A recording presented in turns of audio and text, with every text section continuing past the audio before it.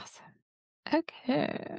Welcome back, pet parent. We are in a very interesting time where a lot of people are starting to wake up to the fact that there is a better way to raise our pets. And the reason that I know that this is gaining popularity, not just because I'm in the space, but all of the big pet food brands in the last year, in some shape or form, have entered the fresh food space. So they see the writing on the wall. They don't want to miss the profits. I'm not saying they're going to do it the right way, but this is the trajectory that pet parenting is moving in. And I think that's amazing. The reason that I bring that up is because of today's guest. Her name is Jan Allegretti, and she has been working with non human animals, as she calls them, which is very accurate, for over 35 years and doing so in a much more natural way. And so she's really a trailblazer for everything that we get to do today and share about for our pets. And so I want to welcome Jan to the podcast. Thank you so much for being here. Thank you for having me, Jess. It's nice to be a part of the work that you're doing. You're really doing a great service to all of us of many species to help share the information that you are sharing. So thank you for asking me to join you. Thank you. I really appreciate it and your time. And I would love to just start out by learning a little bit about ho- what you have been doing in the space for the past handful of many years. Yeah, it has been a With long pets. time. Yeah. Jess, can we take a side for a minute? Yeah. Um, you have a ring light on, right? I do. I It's hate it. reflecting your glasses, and sometimes it's right around your eyes, so it's like you have white circles around your eyeballs. Let me see if I can move it. Yeah. I wish I didn't have to have it. It's just not bright at all in here. Let's see. If I move myself too, is that any better? I can do that. Let's do Yeah, that. that's gotta be hard to stare into those. It's I've actually when I record, especially if I record more than one episode in a day, like today, I get really bad headaches, so they're blue blocker Oh. glasses to try to block the blue light. Can you just But, change the angle so you can wear them? Because we um did it, otherwise you might Yeah, get well, it's hard to let's see if I can I mean, get I hate to have you ruining your eyes. And it's not, it's not that terrible. It's just it caught my eye at one point and now I can't stop seeing it. All right, So, let's see if that's any better at all. I feel like it's still in the corner, but yeah. Can you move to your I guess it'd be to your right? well, maybe a little. I have I'm like at the edge Oh, of the don't fall off of okay. the couch. That Um, seems better. Yeah, okay. that's part. It is a little on the corner, but it's less Yeah. just around your eyeballs. Okay. Yeah. Okay. All right. So, where were we? Oh, yes. How you got started helping animals with other than traditional methods. It has been a progression across many years, and it's really an ongoing study and exploration. That started back in the 1980s for me, and I know it seems like forever ago. Um, and hopefully is ongoing indefinitely, looking forward. But I had already been caring for animals for quite a long time, and really felt drawn to explore ways to care for them in a way that was more natural for them, to try in whatever small ways might be possible to replicate a natural lifestyle. I was working with lots and lots of horses at the time that were in my care, and I was trying to move away from traditional practices that were restrictive and not natural. Just simple things, even like feeding 4 times a day instead of just twice a day. Most horses were fed morning and evening, and I started to feed them twice a day because they're grazers, and that's how they would eat naturally is throughout the day. But then I had an opportunity to work with a veterinary homeopath, who was a really gifted healer, and I had never heard of homeopathic medicine, but she taught me a great deal, and I apprenticed with her for about a year. she worked hand in hand with me with all these 34 horses that I was had in my own training barn at the time. And I just saw the health of the whole barn elevated because of it. There were also, I had a dog and many barn cats and a pygmy goat and chickens for that some of my clients had in their homes, not in their homes, around their homes. And so there were a lot of animals that I was working with, and they all just got healthier. We were not only able to treat the issues that we saw that needed attention, whether it was lameness or gastrointestinal gastrointestinal difficulties or, some other problems. Um, we were not only able to address the problems, but the overall health of the community was elevated as well. They didn't get sick as often. They were calmer. They were less fearful. Um, and we just didn't need veterinary intervention nearly as often. And so that was really convincing to me to see that much of a change in a large number of animals. And um, it really made me all the more committed to pursuing the education that I've taken on for all these years. Well, yeah, because I think homeopathy, from what I know of it, I know enough to know that I don't know enough. That's what I always say about homeopathy. It it it does feel like a lifelong pursuit. Like, I mean, I think that's kind of true with almost anything. Like, we should always be learning throughout our whole lives, but it does seem like something that you're just always going to be learning something new with it. It's so true. It is a lifelong learning process. And it's one of the things I love about it because it's just continually fascinates me. But I disagree that you don't know enough to really use it.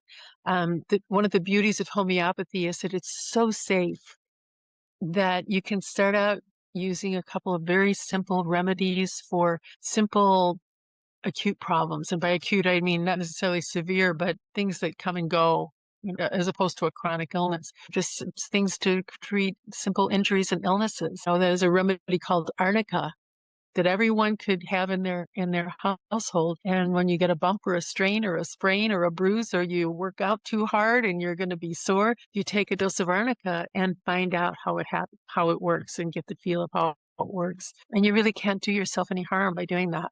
So, or your animals, you take it yourself and you learn how it feels to use it and how it feels to you. And that helps you understand what it can do for your dog or your cat or your horse or whoever it is that you're caring for. And so it's safe enough that even without extensive training, you can still begin to use it and understand it. Can you explain a little bit about what homeopathy actually is? Sure. Homeopathy is the term literally means, well, a loose translation is like heals like. And what that means is that a substance that would in its natural state cause certain symptoms, when we prepare it according to homeopathic principles, which I'll explain in a second, when we prepare it according to homeopathic principles, it can correct the symptoms that it would cause in its natural state. That preparation involves diluting the substance. Strangely enough, um, if when a substance would cause when we use a substance that would normally cause certain symptoms, um, and instead dilute it to a great extent, and I'm talking about 1 part in 100 parts, or 1,000 parts, or tens of thousands of parts. The more we dilute it, the safer it becomes, and interestingly, the more powerful it comes. And what happens is that it can instead correct the symptoms that it would have caused if we took it in its normal state. As an example, this is probably goes back to before the time of a lot of your listeners, but many, many years ago, a lot of households with small kids kept a substance called ipecac, a syrup, which could induce vomiting. And they kept it on hand for emergencies in case the child ate something that could be poisonous. So they would give them a dose of ipecac to induce vomiting and get rid of whatever the poison was. Well, it turns out that when we use the homeopathic preparation methods with ipecac and create a highly, highly dilute formula with it, it can correct the symptoms of nausea and vomiting. And so it's just a good example of, in its natural state, it causes vomiting. In a homeopathic state, it can prevent those symptoms or correct those symptoms. And that's true of now we have tens of thousands of homeopathic medicines that we can choose from that work that way. Think there is still some well, I know. There is still a lot of debate, especially in, like, the scientific community. I only say this because it literally came up on my feed maybe 2 days ago. Um, I guess, again, people are putting out papers and saying that homeopathy doesn't work or it's not real science or blah, blah, blah. My understanding is that, there were a lot of trials to figure this out. Oh, absolutely. I mean, the remedies are identified by a very extensive process that we call proving in the homeopathic world, where many um, subjects take the remedy to discover what kind of symptoms it might be able to cure. Um, the process is a little bit more involved than we probably have time for today, but each remedy has been studied significantly by an experienced homeopath who was exploring options for remedies for treatment. And there have, in fact, been clinical studies as well in recent years, more and more so.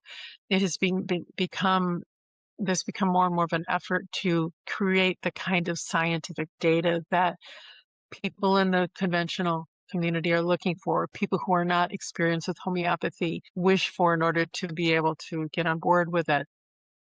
It's challenging because to make the best use of homeopathy, we choose remedies based on very specific factors about the individual that we're treating. It's different from, in conventional medicine. If you have an ache or a pain, you can take ibuprofen or Aleve or Advil or, certain stock medicines, there's aspirin and there's Tylenol, there's acetaminophen. Um, in homeopathy, we have some remedies that can work that way, to some extent that are standard. Arnica is a good example of a remedy that when you have an ache or a pain or an injury, take arnica, and it's a good place to start. But to get the most of homeopathic medicine, we look very specifically at the individual. Is this a pain that gets better with movement, or does it get worse with movement? Is it swollen or not swelling? Is the swelling warm to the touch, or is it cool to the touch? There are many different factors that we look at. We also look at the temperament of the person. Is he fearful? Is he restless? Before we, to choose a remedy that would really suit him well. And so that makes it more challenging to do the kind of large scale studies that are done with pharmaceuticals. But we're finding ways around it, and there's more and more of that happening. So we're getting some good data that is more convincing, hopefully, for the mainstream community if they're open-minded enough to consider it. And I know a lot of the things that we see in response to from skeptics are they are not on the threshold of embracing it anytime soon, I'm afraid. So it'll take time. Yeah, I know there was a push um, by the FDA not too long ago, probably another push, to just remove homeopathy from the shelves. And there were places that, like, they weren't able to restock it. And it's interesting. I mean, I understand it because I understand the whole, like, money behind it and the FDA and the pharmaceutical companies to have a substance that actually doesn't harm you if you try it, and to somehow make a case that it shouldn't be available on a shelf when all of these other things on the shelf actually do cause harm, and they're not taking those off of the shelf like that. It's so interesting to me how they do that.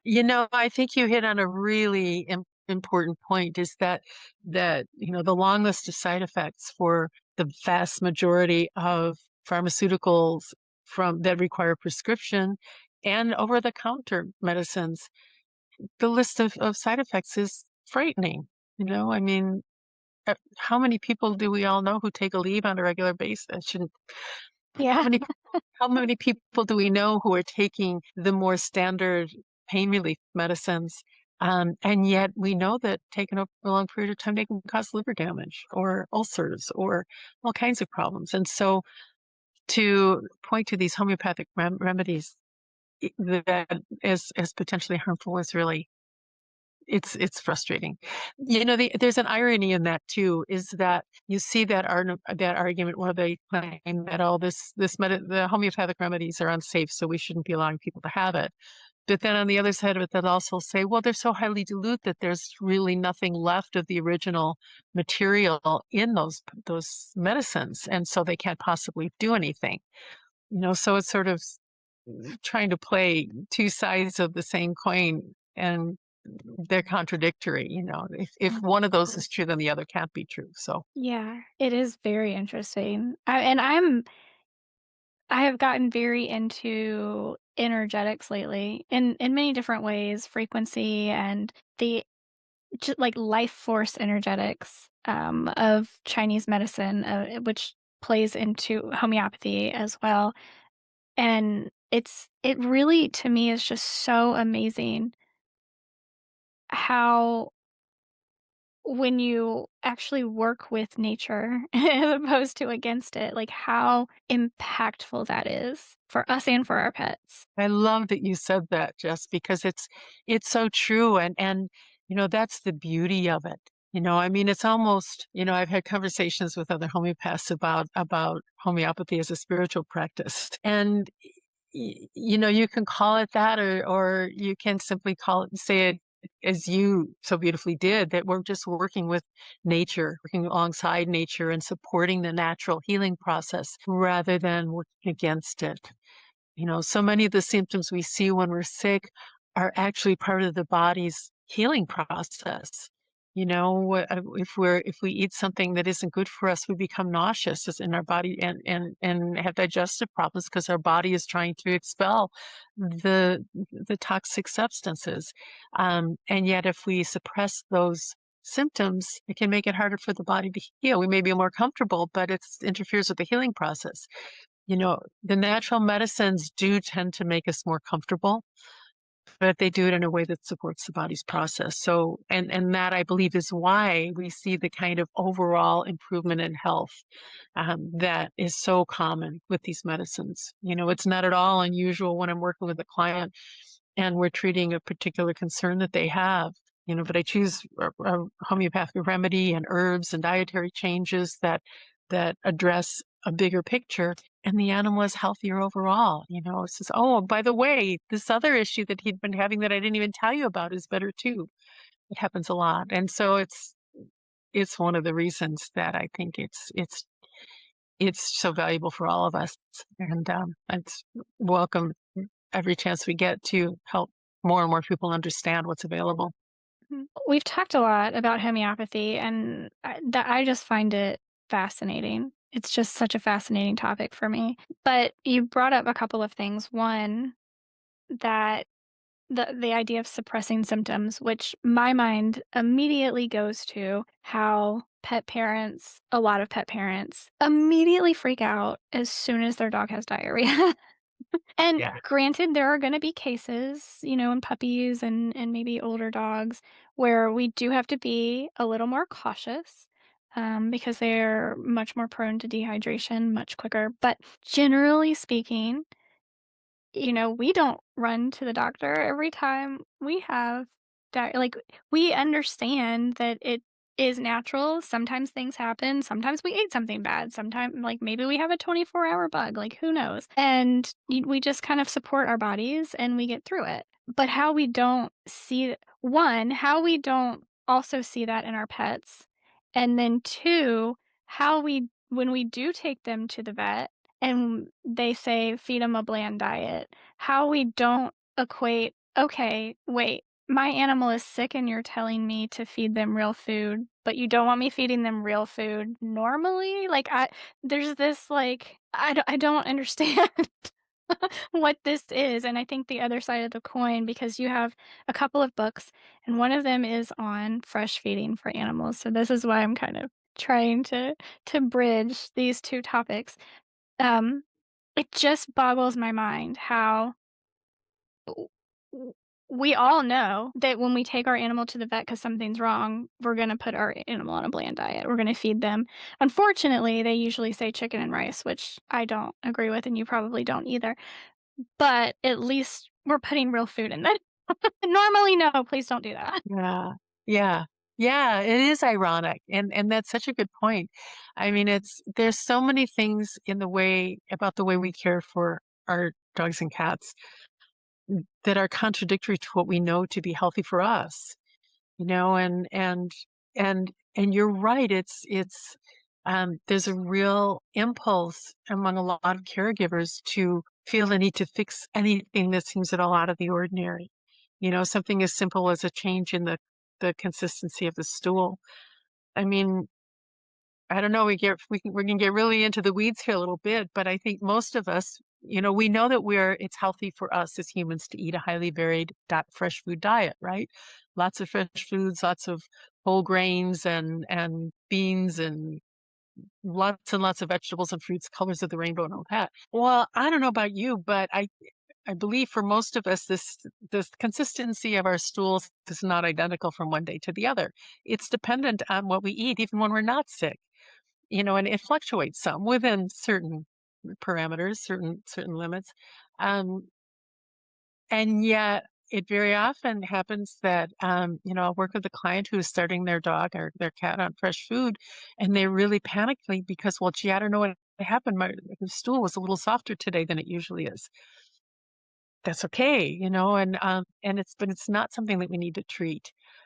Certainly, it's true. You know, actual diarrhea is a different story, um, and that is something that needs to be watched and monitored. And if it goes on for any length of time, or if the animal seems to be in pain or sick, or the diarrhea is bloody, and there are times when it is a reason to go to the vet and get it checked out. A day or two of softer stool, of runny stool, can simply be a matter of purging something that maybe your animal picked up outside and the body is flushing it out, and that's healthy and normal. So yeah, there are a lot of things that, you know, I think one of the things that comes up for me a lot in looking at those kinds of questions is that we've been disempowered a lot in terms of our ability to care for our animals and to use good judgment about what's good for them. Um, you know, the tendency to panic and rush to intervene right away is part of that. You know, part of the thinking that, oh my gosh, I don't know what's happening, so I better try to fix it. And I don't know how to fix it, so I better try to get an appointment. And I would say that anytime you're not sure if you should go to the vet or not, then you should go to the vet and just to be safe. However, also be open to the possibility that you do know how to handle this. If this was something happening in your own body, what would you do? Very often, you know, there are similar kinds of things you can do for your dog or cat that would be effective. Um, but it's glaringly true for me when we talk about diet. You know, I was raised and came into, you know, many years of caring for animals myself, believing that the best thing I could feed my dog and my cat was a packaged food that was highly processed. Pick out one brand and feed it all the time. Don't change it, don't make any changes, and that's the best thing. Don't feed table scraps, you know, on and on. When we know that eating highly processed foods is the worst thing we can do for our own diet. And so to to break out of that paradigm is really challenging because we're so ingrained to think that we don't know what to put in the bowl to make a healthy diet for our dogs and cats, when in fact the principles are really the same. Fresh whole food, lots and lots of variety, lots of fruits and vegetables, something different every day or every few days, and that makes for a healthy diet for them just like it does for us. Yeah, that's a whole that's a whole topic in and of itself because I do think ugh, I have so many thoughts around, kibble and commercial diets to begin with. Obviously there was a need for convenience in our society and also a need for industrial waste, which unfortunately they kind of merged. And we really have been sold this idea, like everything you just said, that you find one food and you never change it. These, huge conglomerates are the only ones that know how to feed our animals. We couldn't possibly do it on our own. And the idea that they even know what to feed a dog or a cat. And I remember, I have a couple, certifications in nutrition, and the first one I took, which was very detailed, and I'm thrilled that I took it and I learned all of that. But I definitely walked away like pulling my hair out, going, "Oh my gosh, why is it so hard to feed a dog?" Yeah. And then I went and started studying from Dr. Billinghurst, and I'm like, "Oh, this is so easy." Right? Like, this is just so easy. I don't understand why we're so I kinda have I go back and forth a lot with, like, "But we need this and we need that," but, like, we do need all of these things, but also, like, nature gives that to them. We shouldn't have to use a spreadsheet to feed our animals. Yeah. You're so right. That's so true. Y I couldn't agree more. It's really sad because it's not unusual where I'm contacted by somebody who has been trying to feed a fresh food diet, and they can tell me how many milligrams of every nutrient that goes into every bowl, and, the calculations that go into it, and they're exhausted, and they're thinking, "I can't do this forever, and I need another idea, and what can I do?" And, um we don't do that for our own meals, and so how do we and yet, I think most people walking around who are somewhat conscious about eating a healthy diet are doing pretty well. And never mind the fact that our dogs and cats have been getting along just fine, sharing their homes with us without any kind of commercial food until the past 60 or 70 years, so, um and then there's the fact that these commercial foods that we're taught to rely on rely so heavily on a set of guidelines that are not they're designed to be the minimum standard for the average dog or cat. Well, none of us is exactly average, the average is a blend of all of us and everybody is different. So everyone has different nutritional needs, especially when we're talking about the amount of micronutrients and macronutrients that we need. Um, but and then the science that those guidelines are based on are forever changing. Mm. Every week or every month, there's a new study that comes out and says, "Oh, the things we've been telling you should have in your diet. Well, we have new information and we're going to change that now. You need something different." So to be counting on those to meet the needs of our animals and to choose one formula and feed it forever, if there's any deviation in that formula from what that animal actually needs, and that he's getting the same food every single day, it seems to me it's a recipe for some kind of a deficiency or an excess or an imbalance of some nutrients. That, to me tells me that the system that we're using is deeply flawed. And it makes a lot more sense to me to rely on the same approach that we use to feed ourselves, which is to eat a highly varied diet.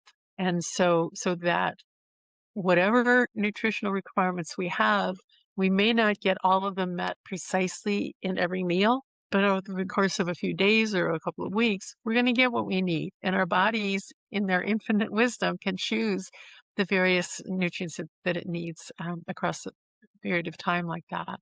To me, that's a lot safer and a lot more effective way to to to feed a healthy diet.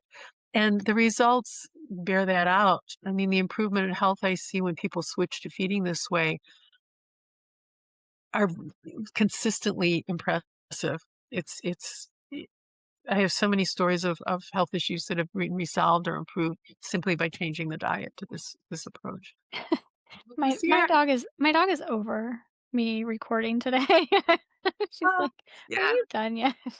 either that or he just really likes what we're saying, so he No, wants to weigh in. she normally is just doing her own thing or laying down sleeping, but she is in my face, which is not normal, but, that is because she is done with me today. Oh, okay, She's right. like, "I'm done with you." Um, it's nice enough outside for her that she just wants to be outside, and I've been inside all day, so, Oh, it's too bad. Yeah. that's what happens when you just, book recording after recording, but I one I would love for you to talk a little bit about the books that you have so that people can go check those out. Sure. There are, 2 books right now, and hopefully a third one will be finished and available in the next few months. I've written I have 2 books available now. They're part of what I call a holistic animal health series. The first one is kind of a foundational book. It's called The Complete Holistic Dog Book: Home Health Care for Our Canine Companions. And it's really a reference manual. It's a 435 book, 8 by 10. It's a really big book. A lot of information in there.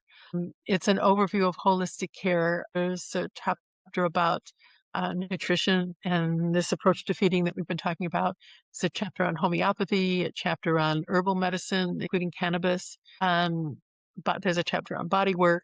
There's information about preventive care, about how to work with a veterinarian with an integrative approach. The interplay between holistic care and conventional medicine. And then the bulk of the book is a very long section about the various types of health issues that you may encounter and how you can treat them using all the things that are in the first part of the book: nutrition, homeopathy, herbal medicine, body work, environmental. I put a lot of emphasis on lifestyle and environment and factors there that can be causing problems.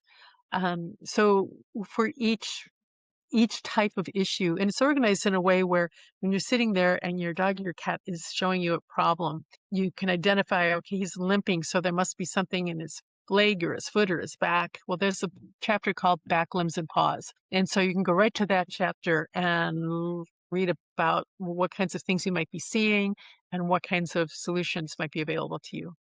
There's more than 150 different types of health issues and behavioral and emotional issues included in that section. So you're bound to find something that might help with whatever you're seeing. Then the book also includes a section on caring for serious illnesses, things like cancer. And then a chapter on senior dogs, and then a chapter on letting go and when it's time to say goodbye. And this book is written for dogs in particular, but a vast majority of the information in there also actually applies to cats and humans for that matter, and other species as well.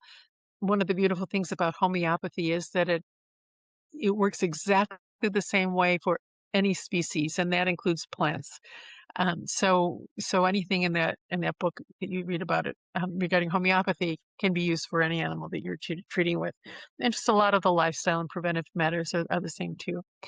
Um, so that's the big reference book.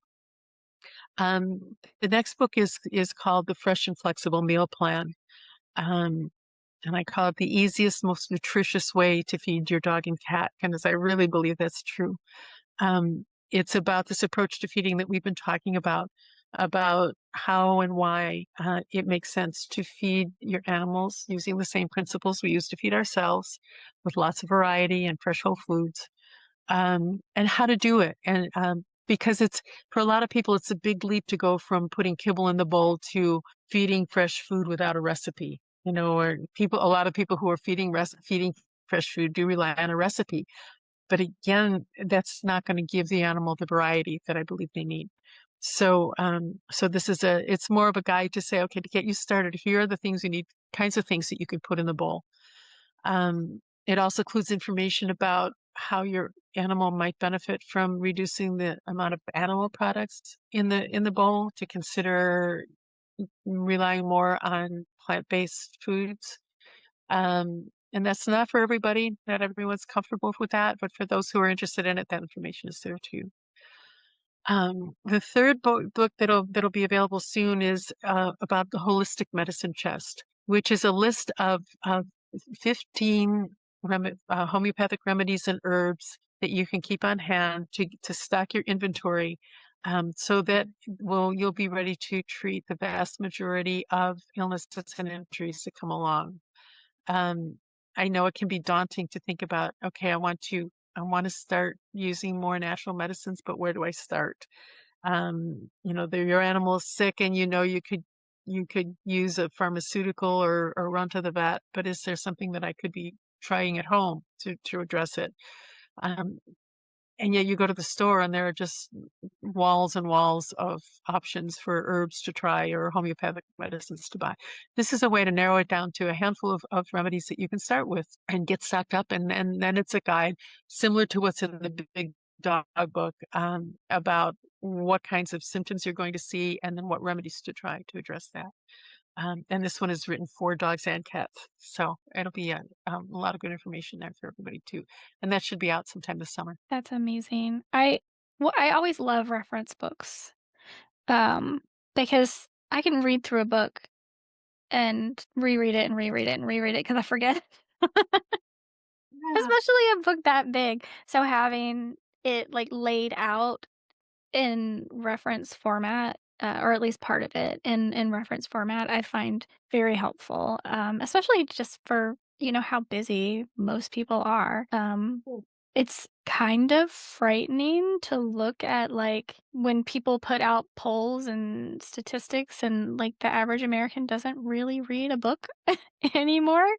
Um, so having a reference manual, I think is very helpful for just everybody trying to live their life with their kids and their pets and their busy schedules and everybody has to work and blah blah blah and all the things. So, um, but also the new one, I'm very excited for to help learn a little bit more about how to bring herbs and homeopathy into your medicine cabinet, because I do think that can be very daunting, um, scary, very, like, "I don't wanna mess this up," kind of feelings that people have. Yeah, sure. And when it's unfamiliar, that's perfectly natural. I mean, I would not have, I'm just so grateful for the start that I had to work side by side with with an experienced homeopath who could teach me, one animal at a time, one illness at a time. And so I could get that experience.